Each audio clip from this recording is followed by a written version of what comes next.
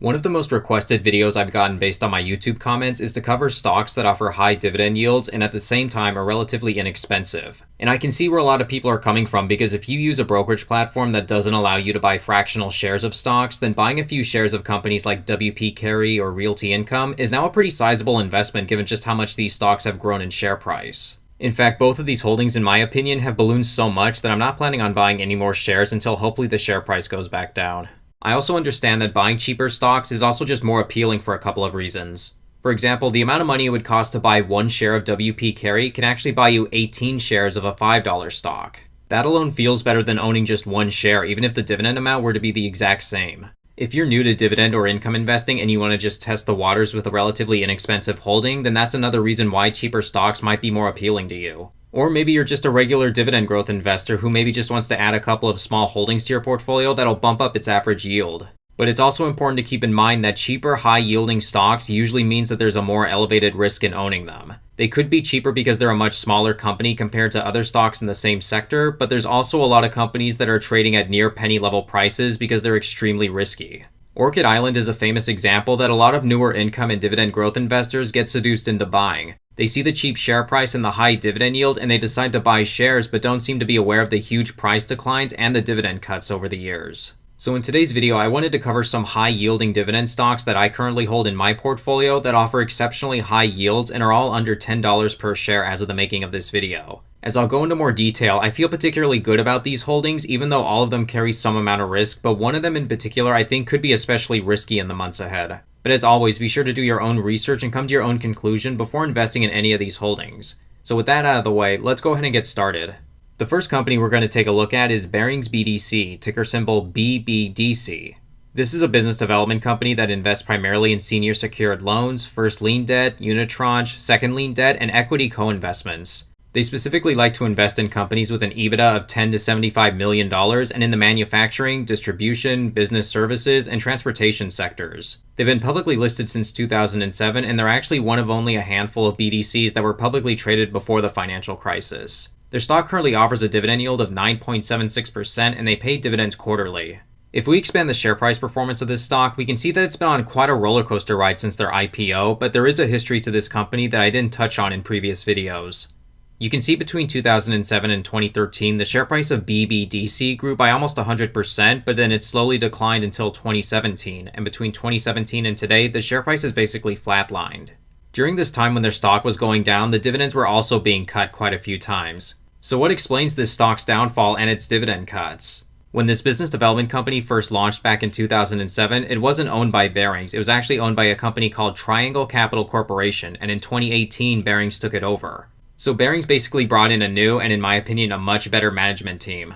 So looking at their stock's past performance and dividend distributions, in my opinion, I think it's fair to basically ignore a lot of what happened before 2018 because Barings didn't actually own BBDC back then. But over the last 4 years, this company has really been turning things around. For one thing, they've been able to grow their dividend by a pretty impressive amount since December of 2018. You can see they were growing it every quarter until the COVID pandemic, where they maintained a 16-cent per share dividend, and then once they recovered, they were able to keep growing it, and now they pay 24 cents per share. In almost 3 years, they've been able to double their dividend distributions, which I hope they'll be able to keep doing. One metric that I found particularly interesting about this stock was its institutional ownership percentage. According to NASDAQ, a whopping 47.03% of all outstanding shares of this company are owned by institutions. This means that nearly half of all shares are owned by pension funds, mutual funds, and other finance companies and organizations, including endowments, insurance companies, and investment firms. I know some people don't like the idea that a company could be so largely controlled by large institutions, but it's important to remember that these organizations seek stability. The investment experts and managers at these companies seek investments that'll provide them with stability, and they seem to be really confident with this stock. Their portfolio as of first quarter 2022 is roughly $2.4 billion, which makes them one of the larger business development companies in this sector, but they're by no means the largest. To put that into perspective, the largest BDC, which is Ares Capital, has a portfolio value of $21.2 billion. Some of the largest sectors in their loan portfolio include business services, finance, and high-tech industries. It doesn't appear to be as well diversified as Main Street Capitals or some other BDCs out there, but it's decent in my opinion.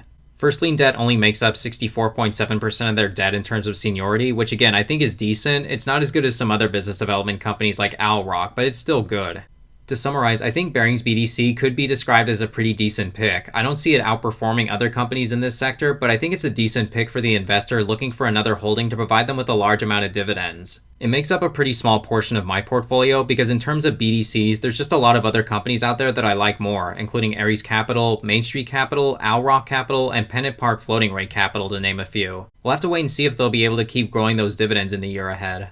The next stock we're going to take a look at is Sachem Capital Corporation, ticker symbol SACH. This company is involved in the originating, underwriting, servicing, and managing of a portfolio of short-term loans secured by first mortgage liens on real estate property located primarily in northeastern United States and Florida. They fund the acquisition, renovation, development, and improvement of residential or commercial properties. Sachem offers bridge loans and also fix and flip loans, which are used by house flippers. They're a mortgage REIT that seeks to protect and preserve their invested capital in a manner that would provide attractive risk-adjusted returns primarily through dividend distributions. SACH currently offers an extremely high dividend yield of almost 10%, and they pay dividends on a quarterly basis.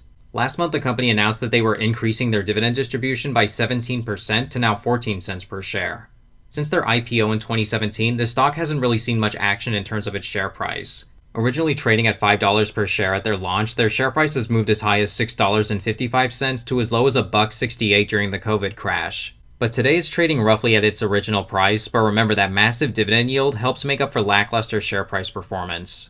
This is the riskiest stock we're going to take a look at today, in my opinion, for a few reasons. Sachem's an M-REIT, which are by nature much riskier than other types of high-yield investments. They're also one of the smallest M-REITs out there when compared to similar companies in terms of market cap. Plus, they did have to go a quarter in 2020 without paying a dividend because of the pandemic. But at the same time, this is also a company that's been experiencing a good amount of growth in their financials. Their loan portfolio has grown to over $353 million as of March of this year, which is significantly more than $33.8 million that they had at the end of 2016. They also expanded their operations to include projects in 15 states compared to only investing in the state of Connecticut like they originally were. But now we need to highlight where this company could experience some hardships going forward.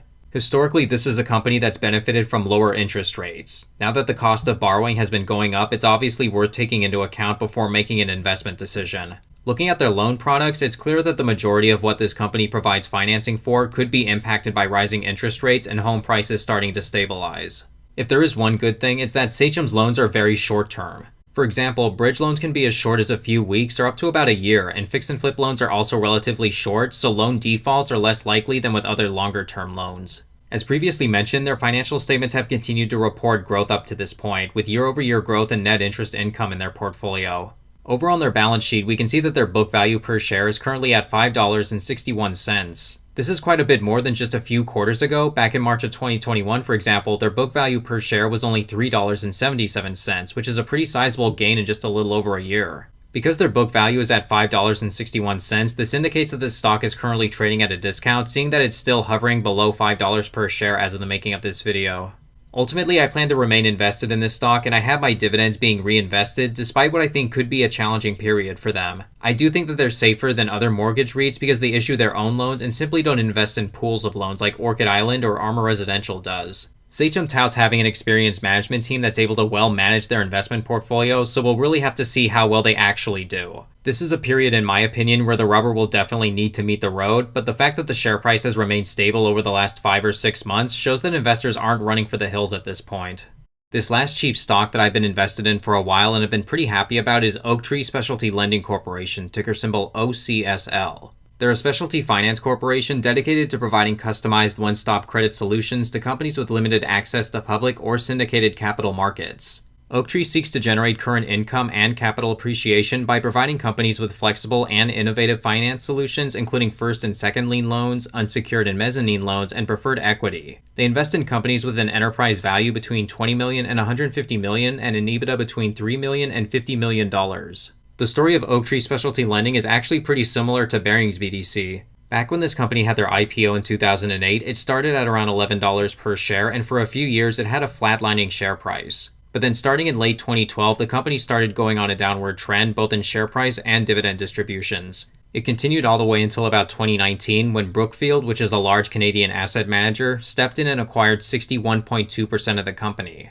Once Brookfield took over in September of that year, you can see that the share price rose over 40% up until 2022 when the whole market started to fall. So just like with Barings BDC, I really don't pay much attention to the share price performance before 2019 before Brookfield showed up. Today their stock offers a nice 9.38% dividend yield to shareholders and they pay quarterly. Since Brookfield took the reins of Oaktree, they've done a great job in growing their dividend distributions. This is extremely similar to Barings BDC, who, if you remember, also grew their dividend in a very similar pattern. There's no guarantee this growth will last, especially if we're headed for a recession, but it's been a great ride up to this point. On their website, it says they currently have a $2.6 billion investment portfolio and they're invested in 146 different companies as of March of this year. 89% of their debt portfolio is made up of floating rate loans, which means that as interest rates go up, Oaktree will be able to earn more revenue from their investments as long as none of their borrowers default. Fortunately, 69% of their debt is first lien debt, which means that if any company they invest in fails, Oaktree is going to be the first in line for repayment if the company's assets need to be liquidated. When it comes to their investment portfolio, I think it's pretty stellar when compared to a lot of other BDCs. They hold investments in a lot of sectors that are more recession-proof, with software, healthcare, data processing, and machinery making up a large part of it. They aren't heavily invested in sectors like restaurants, travel, hotel and leisure, and those sorts of companies that tend to offer good returns at times, but are often more susceptible to struggle during recessions. Out of the 3 companies we've looked at today, this one is my personal favorite, and I own more shares of Oaktree than the other 2 stocks we've looked at. And that's going to conclude our look at stocks that I currently hold in my portfolio that are currently priced at less than $10 per share. As I mentioned, there are risks involved with these holdings, especially with Sachem Capital in my opinion.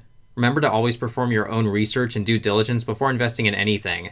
I don't suggest investing in any of these companies for yourself unless you've looked into it and you've come to your own conclusion that these stocks are worth holding and you're okay with the risks. And that's going to conclude today's video. Thank you all so much for watching. I really do appreciate it. If you found this video informative, please consider giving it a thumbs up below and also subscribe to the channel if you want to see more high yield dividend investing strategy videos. It would just let me know that there's enough people out there who want this kind of content, and I'll continue to provide you all with that content. Alright, thanks again guys so much for watching, and until next time, take care.